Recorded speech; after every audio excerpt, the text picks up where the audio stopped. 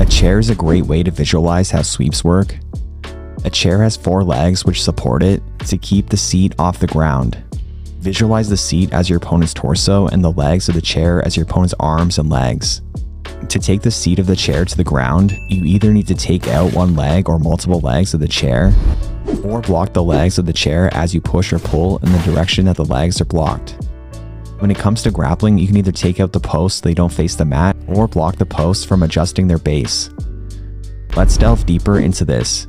Taking away the leg of the chair is the same as taking away your opponent's posts. And remember that the word post and frame can be used interchangeably. If you take out the leg of the chair by making it point away from the ground, it likely still will not fall over, as its weight is still supported by the other 3 legs. You need to also off balance it, force its weight into the direction that the chair leg is no longer able to support. In Jiu-Jitsu, there are multiple ways to direct your opponent to where their post is taken out or blocked. You can either push them or pull them, and there are different ways to pull. Let's look at different ways to off-balance your opponent. You can pull your partner in the direction that their post is blocked or taken out. Attach yourself to your opponent so where you go, they will go, and force your weight into the direction that their post is blocked or taken out. Lift your opponent so their weight travels in the direction that their post is blocked or taken out. Or push your opponent in the direction that their post is blocked or taken out. Or a combination of multiple of these. An example of pulling your opponent to off-balance them would be a scissor sweep.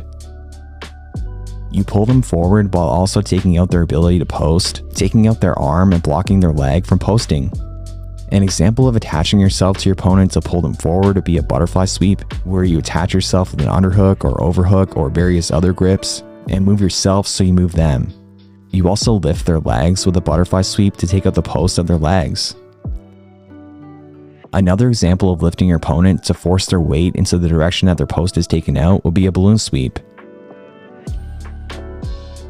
An example of pushing your opponent in the direction that their post is blocked would be a tripod sweep. You block their legs so they can't readjust their base, and push them in that direction by pushing on the hips with your foot. Where the hips go, the body must follow. The more over their shoulder you can direct your opponent, the less ability your opponent will have to use their other limbs to defend. Just like a chair, the weakest point will be the direction that the chair leg would be. It's weakest at 90 degrees. This is why in many sweeps, but not all, it's often best to sweep your opponent over their shoulder where their shoulder is facing, rather than just attempt to sweep them to the side, because their other limb on the side of the block post may still be able to support their weight. For example, here I try to sweep to the side and can't get it, but in these examples with the exact same sweep, I bring my opponents more over their shoulder and hit the sweep without issue.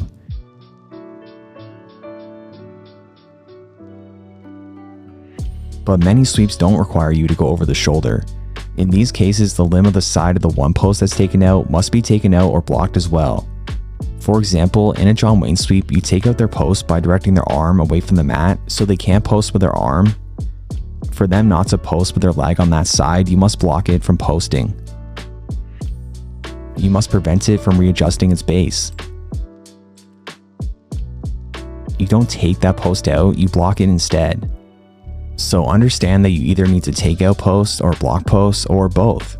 You need to direct your opponent's weight into the direction of their posts are blocked or their posts are taken out. Being able to control, manipulate, and understand where your opponent's weight is integral to becoming proficient at sweeping. Let's delve deeper into this. The further away an object is from you, the heavier it'll feel.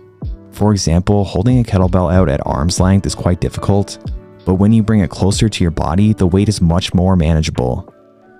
The way that we can apply this to sweeping is to understand that the more underneath you are on someone, the lighter that they'll feel. This is why it's important in many sweeps to load the hips. You load their weight onto your hips. For example, in a John Wayne sweep, you scoot your hips underneath theirs so their body becomes light and they fall over easily. If you were to try to hit a John Wayne sweep without loading the hips, it simply wouldn't happen. They'd feel way too heavy. Same with the balloon sweep. You can lift even the heaviest opponents by getting underneath their hips. If I try to lift here, it's not going to happen. But now that I've loaded their weight onto my hips, it's no problem, even though they're much heavier than me. X guard is another great example. It's one of the best guards there is for a reason. 1, it's a lot of inside position, and 2, because their weight is directly above yours, making them feel light.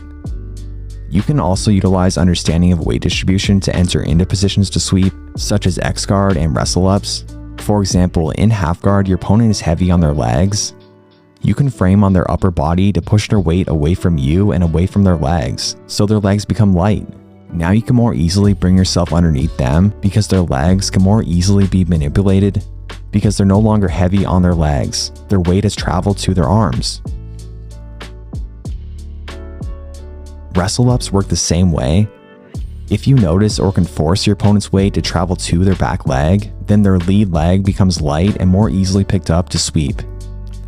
In fact, this is one of the key triggers to go for a wrestle up when you see that their lead leg is light. Now you can direct their weight to where their post is taken out. Because the weight distribution of your opponent is so integral to your success hitting sweeps, it's important to always be moving your opponent. To move their weight in different directions and find the weakest direction their weight is placed, so you can attack in that direction where they're most off balance, where they feel lightest. You can do this by constantly working to off balance your opponent and strike when you find the opportunity. Or by attacking sweeps, and if the first one fails, you can transition to another sweep as they overcommit their weight distribution while defending the first sweep attempt. Not always does the first sweep attempt have success, but what it will do is shift your opponent's weight. You must become proficient in feeling out and recognizing where their weight is placed so you can seize the opportunities made by yourself or them. It's important to always control your opponent's legs after you've taken or blocked their posts and outbalance them to actually finish the sweep.